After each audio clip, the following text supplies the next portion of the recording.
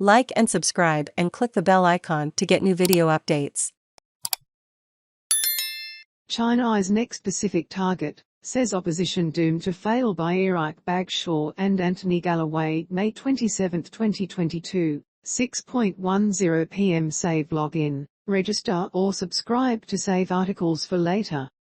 Share normal text size, larger text size, very large text size 3. View all comments. Singapore. China says attempts by the United States and Australia to sabotage its security plans for the Pacific are doomed to fail, as Beijing's top diplomat Wang Yi arrived in Kiribati to forge ahead with plans for Chinese-built infrastructure in the island nation.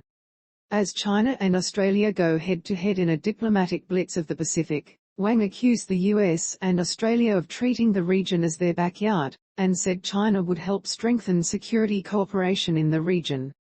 The comments, after a meeting with Solomon Islands Foreign Minister Jeremiah Manel, followed interventions by Australian Foreign Minister Penny Wong and the US State Department on Thursday. Chinese Foreign Minister Wang Yi at a ceremony marking the establishment of diplomatic relations between the Solomon Islands and China in 2019 credit AP any smears and attacks on China-Solomon Islands. Normal security cooperation will be a dead end and any interference and sabotage will be doomed to failure, Wang said in Onera. U.S. officials continue to hold concerns about China's plans for a 2-kilometer runway on the tiny Kiribati island of Canton halfway between the U.S. and Asia. China's foreign ministry says it has proposed upgrading and improving the airstrip, an aging stop-off on long-haul tourism flights across the Pacific. The Kiribati government maintains China has only provided funding for a feasibility study and any runway will be strictly for civilians. Kiribati's Foreign Affairs Secretary Michael Foon last week denied the country was in discussions on a security agreement with any partner after warnings from the US about a broader deal with China. Kiribati has control over 3.5 million square kilometers of the Pacific and one of the world's largest protected fishing areas. Like the Solomons, Kiribati switched its diplomatic allegiance from Taiwan to China in 2019.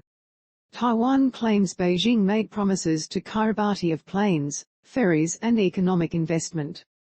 The details of Wang's visit have been closely guarded, but the Kiribati government made an exception to its strict COVID-19 border policy for the 20-strong Chinese entourage to arrive on Friday.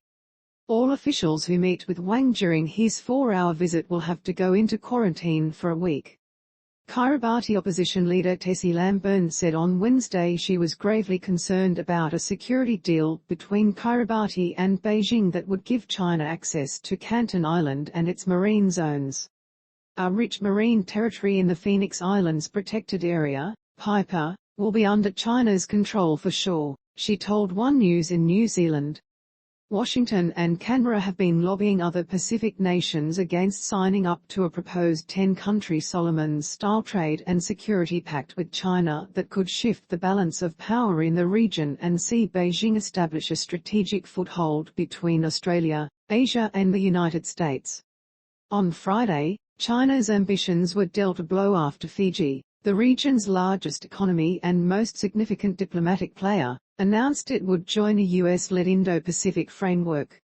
The framework, which to date is more symbolic than practical, is designed to counter China's Common Development Vision, which offers countries security training and free trade networks in exchange for Chinese-led development. U.S. National Security Advisor Jake Sullivan said Fiji had joined the framework because across geography, we are united in our commitment to a free, open, and prosperous Indo-Pacific region.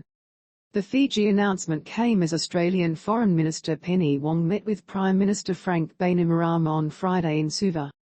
Wong denied her trip to the Pacific had anything to do with Wang's visit to the region. The Chinese Foreign Minister is scheduled to attend a meeting in Fiji on May 30, where China's proposed development plan will be debated. I was very keen to come to the Pacific as soon as I became Foreign Minister, she said. It's for Pacific nations to make their own decisions about who they want to partner with and in which areas. We want to be a partner of choice. We want to demonstrate to your nation and other nations of the region that we are a partner who can be trusted, who can be reliable, and historically, we have been.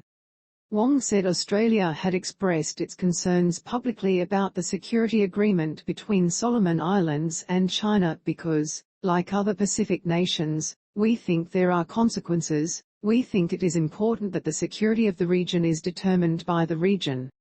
Wang rejected that criticism. The framework,